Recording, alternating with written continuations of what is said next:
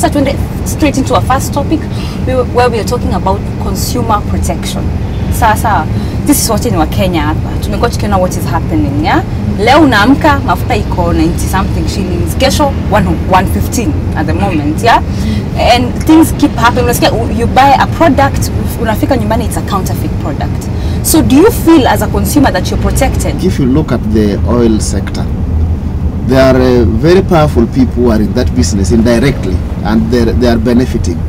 They'll cheat you on TV, on media. Oh, we are going to reduce this price, we are going to do this, but behind doors they participate in that business, and they don't want to lower their profits. So we have interested parties also pretending that they are protecting us. If the government reduces the tax, it will also reduce its earning. So by the end of the financial year, it will not achieve its target as per the expected correction. So I think the government is reluctant to protect the consumer, because if it does so, it will not achieve its target on tax. The moment you are operating in an economy that is capitalist, then you are allowing the people who are running business to actually maximize their margins.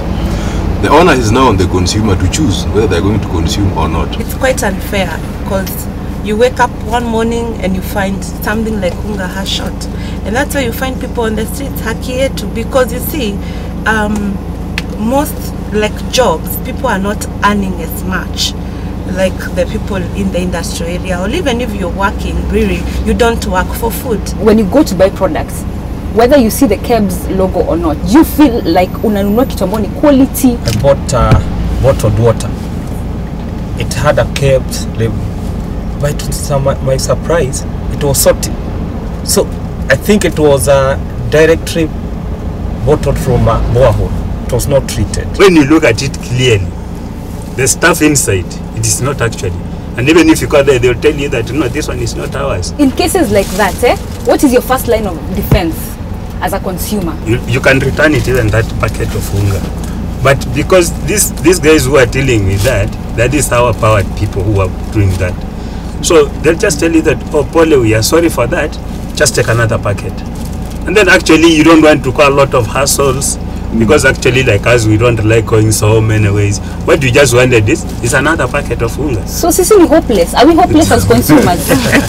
But we have rights as consumers, yeah? Tukona rights. Yeah. You have a right to safety. Yeah. You have a right to choice, yeah, to choose whatever product you want. You also have a right to be informed of exactly what product you're buying, yeah, what you're purchasing. And you also have a right to be heard.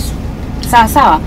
But so when you look at the rights you have, do they translate in your day-to-day life? Nowadays, you'll get so many kind of radios. So what you need is, you need a system to be working well. So once you take it and you are told, you see my friend, this is what we have, and maybe you would have taken this one, maybe you gave us the wrong number, you see. Because most of these guys, you'll find that the people who are involved in that, they're big fish. Alright, sawa. Let's do this for now, Watch a small insert to me prepare ikiwa na maelezo zaidi, yeah? Then we'll get back to the debate. Matatu.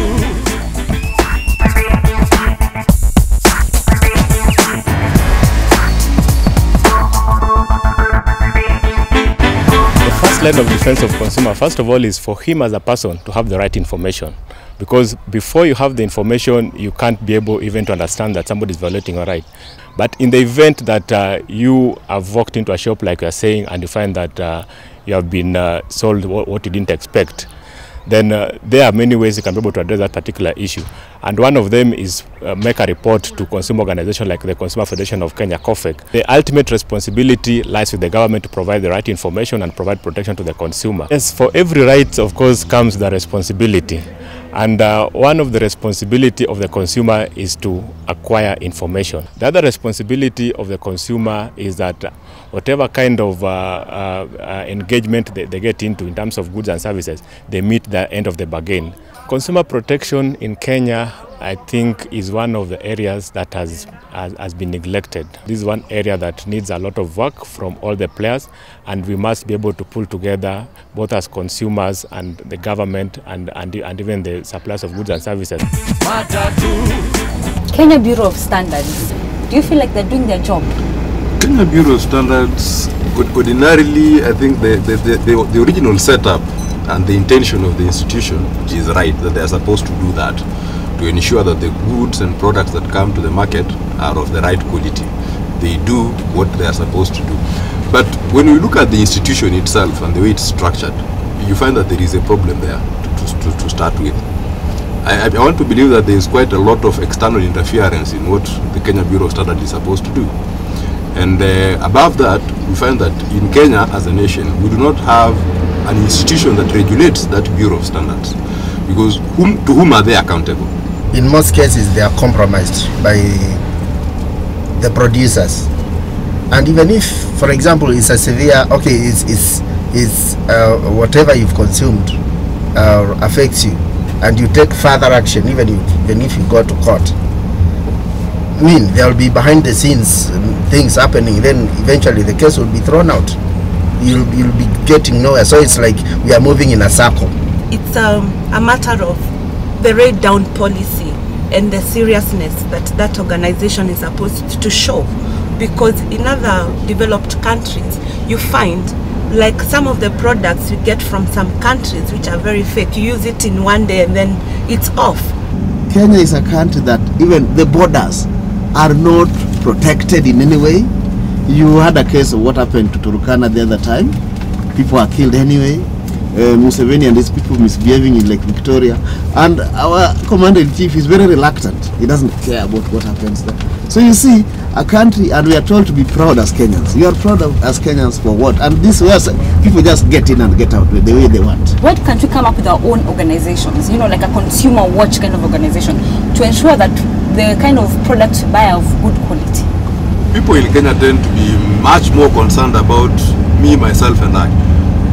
And to get people to actually get into consumerism, as I would want to call the word, that you are forming a trade union of consumers, where consumers are advocating and fighting for their rights, is not an easy thing.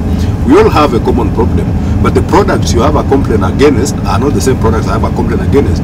We don't believe that we have a similar cause. Okay. The other flip side also, ni sisi kama consumers, how we promote these counterfeit products, how we promote this low quality. Don't you think also we have a role? Poverty again. Counterfeit is cheap. And you're looking at your budget and you're saying, I don't think I can afford to spend this much on a battery if there is an alternative that is costing me less. Before you realize that you're actually spending more on it, it's much later. And look, you're looking at the whole mass market. For this person who has brought in these counterfeit batteries, if I just buy one piece and realize that it's fake, somebody else has also bought one piece, another person has bought one piece, he's already sold his stock. Right now, even for example in Nairobi, kuna Nairobi ya juu na Nairobi ya chini. So if you want like genuine things, now you have to go to Nairobi ya juu, those areas of Kenyatta Avenue, Nini, but you go to Luturi, utapata kila aina ya kitu. How can product and service delivery be improved to ensure that as consumers we are protected from any issues that are arising? The government should force these people to sell, because the government is already aware who is holding, like the case of fuel. The government was already aware of those people who are doing the fuel. So there should be penalties for that. It's the high time we held the government accountable and tell them to go back to the drawing board. It's us people who can make these guys to work up. Just basically ensuring that the supply chain is smooth and seamless. That from the point in time when the farmer gets the seeds, plants them in the garden and harvests, and the product arrives at the supermarket shelf, that there are checks and balances to ensure that the quality is maintained, prices are controlled, and you know that the consumer at the end of the chain is assured of the quality of the product that they are consuming. Our leaders should provide leadership in every area, if it is cabs, if it is the government policies, the importations.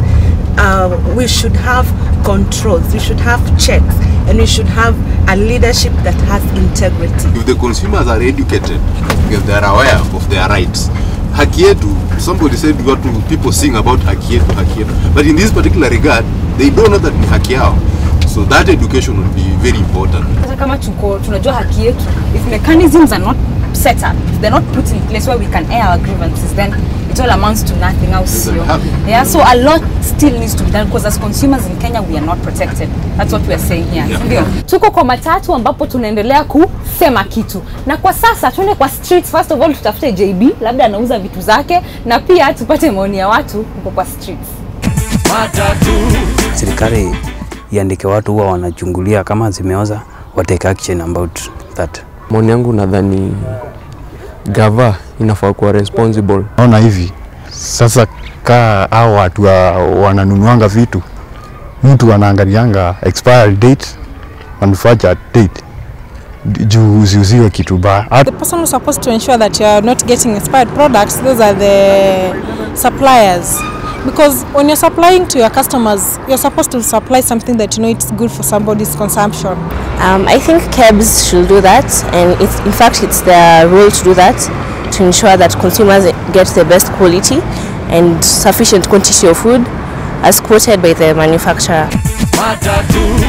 Maoni ya watu tumepata, lakini JB bado ako missing in action. So let's go for a short break, then we'll be right back. Maybe atapia.